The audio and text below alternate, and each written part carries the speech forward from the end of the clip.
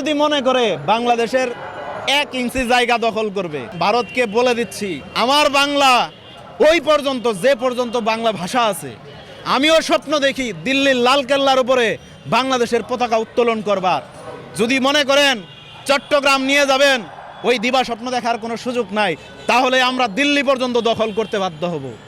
ওই আঙুল যদি কখনো তোলার অপচেষ্টা করে, ভারতের যে কোনো নেতা যদি এই সুর তোলার অপচেষ্টা করে, দাঁত ভাঙা জবাব শুধু নয়, তাকে দেখে নেওয়া হবে। বাংলাদেশের মানুষ এত সহজে ছাড় দিবে না।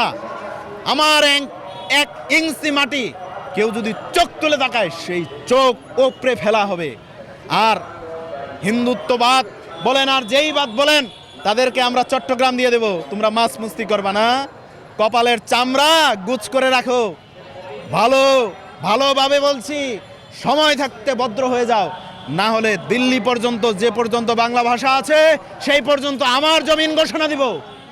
বাংলাদেশের মানুষ সেই পর্যন্ত ঘোষণা দিবে, সেই পর্যন্ত আমরা দখল করে নেব।